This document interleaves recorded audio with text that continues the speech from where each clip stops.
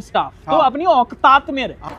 दोस्तों, आज हम आपको एक ऐसा वीडियो दिखाने जा रहे हैं जिसमें स्वाभिमान है, गुस्सा है, इंग्लिश का एटीट्यूड है और गौतम गंभीर की टेढ़ी उंगली है।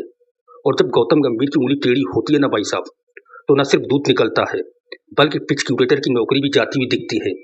ये कोई फालतू कंट्रोवर्सी नहीं है, ये बात है टीम इंडिया के कोच के सम्मान की।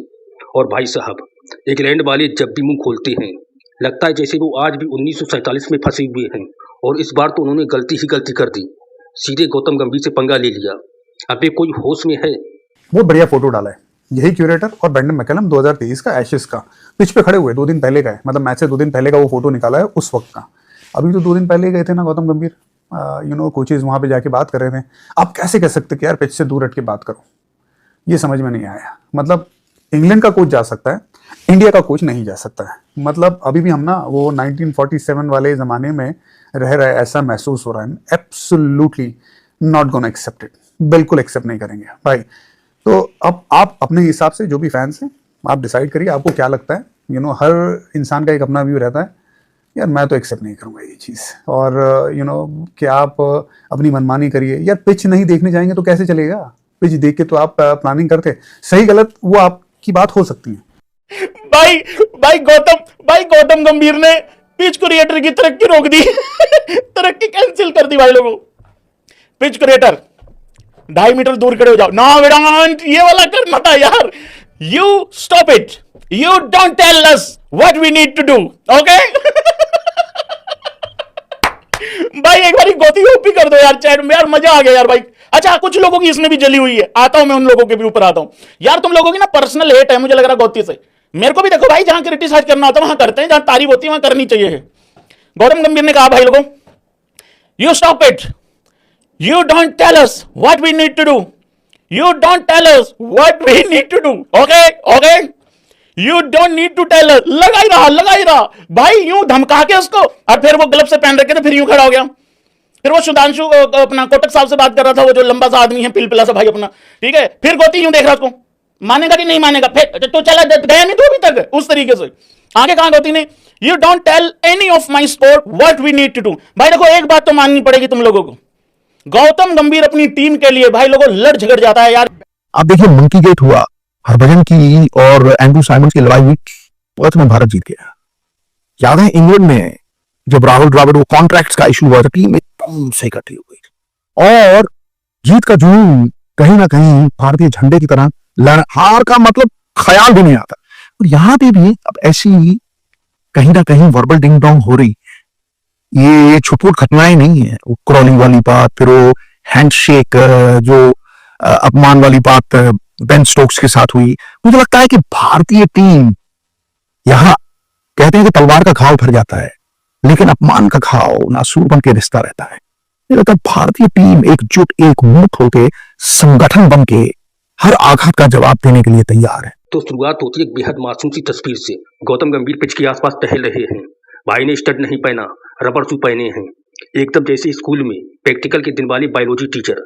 खड़े होकर बस देख रहे हैं कैसा रंग है पिच का, कैसा नमी का स्तर है। और तभी एंट्री होती है हमारे प्यारे इंग्लिश क्यूरेटर की।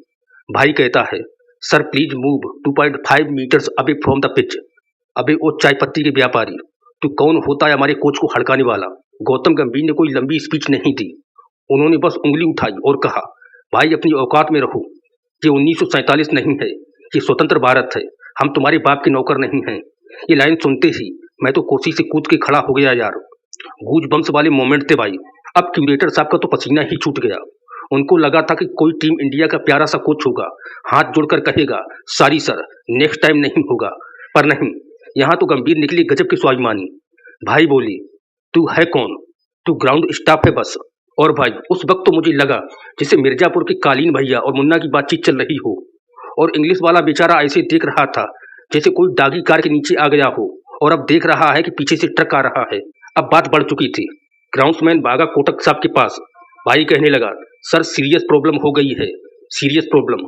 गौतम गंभीर साहब डांट रहे हैं और कोटक साहब वैसे ही एक्सप्रेशन में थे जैसे नेटफ्लिक्स खोलते वक्त वाईफाई बंद हो। और फिर कंपैरिजन आया, अरे भाई आपने जो फोटो निकाली 2023 एसेस की, इसमें ब्रेंडन मैकुलम खुद पिच के बीच में खड़ा है। भाई तब तुमने क्यों नहीं कहा 2.5 मीटर दूर रहो? तब तुमने क्यों नहीं बोला आप आइस बॉक्स स्क्वायर पे नहीं रख सकते? क्या ब्रेंडन मैकुलम आपका कोई रिश्तेदार है? इसीलिए जब कोई भारतीय आता है तब ये लोग कॉलोनियल हैंगओवर दिखाने लगते हैं। ये वही गंदी सोच है जो आज भी सोचती है कि ब्राउन स्किन मतलब लो स्टेटस। और जब गौतम गंभीर ने उनकी सोच पर जोर से उंगली घुमाई, ओ भाई आत्मा तड़क गई होगी उनकी। और फिर गंभीर साहब ने बोला, शुक्र मनाओ विराट कोहली नहीं आया। भाई बस ये सुनना था और मुझे यकीन है कि क्यूरेटर के कान से धुआं निकल गया होगा, क्योंकि हम सबको पता है अगर विराट होता ना तो भाई वो पिच क्यूरेटर को उठा के बाउंड्री रोप पर पटक देता और फिर पूछता अभी दूर रहूं या पास आऊं। विराट को देख के तो आईसीसी के नियम भी घबरा जाते हैं। ये तो एक पिच क्यूरेटर है और अगर विराट सीरियस मूड में होता तो भाई साहब पिच के ऊपर मून बाग कर जाता। भाई जानता कि पिच देखकर प्लानिंग होती है और प्लानिंग से ही डोमिनेशन आता है। अब देखो भाई यहाँ असली बात आती है। ये सिर्फ एक कोच की इंसल्ट नहीं थी, ये इंसल्ट थी टीम इंडिया की, इंसल्ट थी भारतीय सम्मान की। और गंभीर ने इस इंसल्ट का जवाब दिया, लेकिन पूरा देश भी खड़ा हो गया। भाई ये बिल्कुल वैसा ही है जैसे गली में कोई बच्चा आपका घर देख के कहे, अंकल ये आपका घर तो थोड़ा छोटा है, और फिर आपके पापा पीछे से आकर बोले, तेरे बाप ने लोन लिया था जब तू पैदा हुआ था बेटा। मतलब इंसल्ट का जवाब इंसल्ट से नहीं, डिग्निटी से भी दिया जा सकता है। और गौतम गंभीर ने वही किया। भाई साहब जुबान से थप्पड़ मार दिया, वो भी बिना टचिंग फाउल के। अब इंटरनेट की दुनिया में रिएक्शन आने शुरू हुए। कुछ लोग बोले गंभीर ओवर रिएक्ट कर गए, कुछ बोले एब्सोल्युटली सही किया, और कुछ बोले अरे भाई ये तो गौती का डेली रूटीन है। अबे भाई जिसकी जिंदगी में पैशन जीरो है उन्हें तो सीरियस लोगों की सीरियसनेस भी तकलीफ देती है। कुछ लोगों ने यहाँ तक कह दिया गौतम सीरियस है इसीलिए तो फनी नहीं लगता।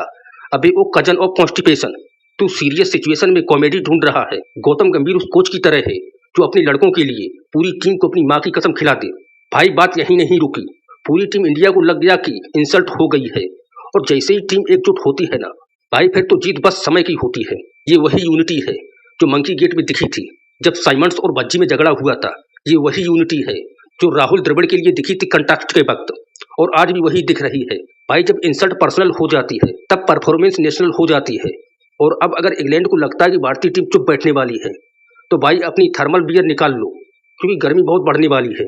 अब आते हैं क्यूरेटर की हालत पर। भाई अब तो उसे नींद में भी गंभीर की उंगली दिखती होगी। अबे तू खुद ही सोच, तो उससे गलती हो गई। तू सोच रहा होगा भैंस के छत्ते से अच्छा मधुमक्खी का छत्ता छेड़ देता, कम से कम शहद तो मिल जाता। यहाँ तो सिर्फ गंभीर की नजर और नसीहत मिली। और भाई ये मत भूलो सीरियस लोग बहुत कम बोलते हैं, पर जब बोलते हैं तो सामने वाला म्यूट हो जाता है, और यहाँ तो पूरा मैदान ही म्यूट हो गया था। तो दोस्तों आज की इस घटना से हमने क्या सीखा कि कोई कितना भी बड़ा ग्राउंड क्यूरेटर हो, जब बात स्वाभिमान की हो तो उसे 2.5 मीटर क्या 25 किलोमीटर दूर भी खड़ा किया जा सकता है। गौतम गंभीर ने सिर्फ एक इंसान को नहीं पूरे कॉलोनियल माइंडसेट को जवाब दिया है, और वो भी बिना गाली बिना हाथापाई, बस अपनी ट्रेडमार्क टेढ़ी उंगली और सीधी बातों से। और एक बात, जिनको आज भी गौती से दिक्कत है वो शायद अपने घर के दरवाजे पे भी बाल बजाने से डरते होंगे, कहीं कोई डांट न दे। तो दोस्तों आपको क्या लगता है, गौतम गंभीर ने सही किया या गलत? क्या पिच देखने से पहले परमिशन लेना जरूरी है? क्या अब भी अंग्रेजों को लगता है कि वो सुपीरियर हैं? कमेंट में जरूर बताइए। और अगर आपने भी कभी किसी को उसी की भाषा में जवाब दिया हो तो भाई एक लाइक तो बनता है।